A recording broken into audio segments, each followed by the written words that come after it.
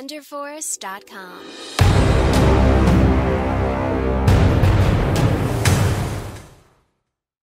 XXx, The Return of Xander Cage, is one of the worst movies of this year that I have seen. It is basically intolerable, and I'm just going to get into the details of why and what made this movie so freaking bad. I think the best way to start talking about this movie is to just talk about its main actor, which is Vin Diesel. And as much as I love Vin Diesel in the Fast and Furious movies where he's with his band of other actors, and although there are different supporting actors in this film also, because they have so less to do, Vin Diesel becomes basically the main star of this film. And I'll have you know that Vin Diesel is a terrible main actor. Vin Diesel is literally one of the worst actors in my books, except when he's able to develop a chemistry with his other, better, more talented co-actors. And perhaps you don't agree with me, maybe you're a big Vin Diesel fan, but for me personally, Vin Diesel, whenever he's by himself, acting by himself in the lead role, he sucks. And in Xander Cage, he sucks. Not only does he suck, but the actual character of Xander Cage is not a likable character in and of himself. Basically, he has all the qualities of a villain, but he's made to be your protagonist, so you're supposed to like him. So just the fact that Vin Diesel was playing an unlikable character as a main role was just the worst thing for me personally. I'm sure it was a great casting call on the part of the producers because Vin Diesel is an international superstar, but for me, I hated this character and I hated Vin Diesel's performance. Maybe you're thinking to yourself, hey Rishabh, I didn't come here for the performances, I came here for the big boom booms, the big action sequences, the big dumb loud cheesy action sequences, and I'm unfortunately have to tell you that unlike the Fast and Furious films, which have very adrenaline fueled action sequences with big stunts, you get some of the worst filmed action sequences that I have seen ever.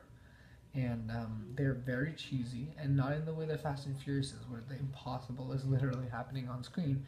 These are actually, they look bad. I mean, the green screen and special effects are looking bad in this movie, and you can tell when they're being used in great doses. On top of that, the action is very shoddily edited. It's some of the worst action editing that I've seen in a really long time. Basically, every time anyone moves, there's a cut. Can't enjoy action with cuts at all, in fact, in my opinion. And when action has way too many cuts, that's when the problems begin. And this movie has so many cuts in its action sequences that I found it literally difficult to understand what was going on half of the time. And so if you're coming for the action, you're going to leave disappointed as much as if you were to come for the performances in the Xander Cage movie. Of course, this movie's plot has absolutely nothing to offer or add to the series. It's one of the most forgettable plots in the whole history of movies, probably.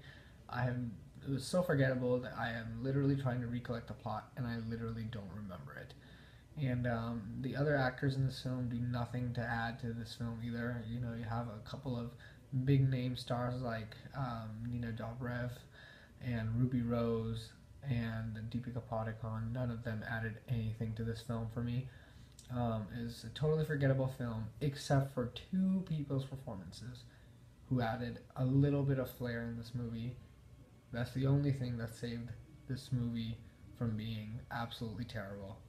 Unfortunately, these two people were not enough to save this movie completely, however, because they are in this movie so little that this movie still stays as unbearable as it was had these people not even been in the movie.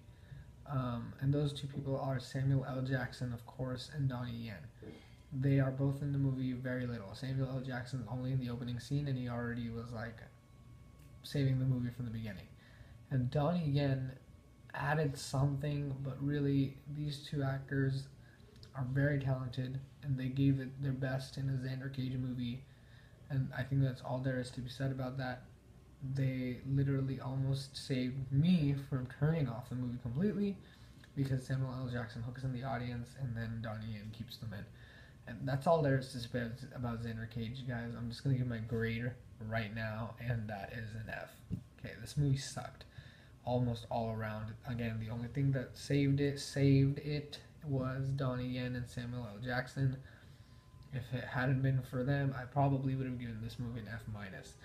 So this was a terrible film. Do not waste your money. Do not waste your time. That's all I'll say. Alright, thank you guys for watching. Be sure to like this video and subscribe. Leave your thoughts down in the comments below. If you saw Xander Cage, what were your thoughts about it? Are you looking forward to a future Xander Cage series? Hopefully not, but let me know. I am hoping to see Wonder Woman soon. Hope to have a review. Fingers crossed that those movies good. The embargo lifts tonight, and we'll be able to see some reviews about Wonder Woman. See how it's doing with the critics, and yeah, keep watching, guys. Thank you.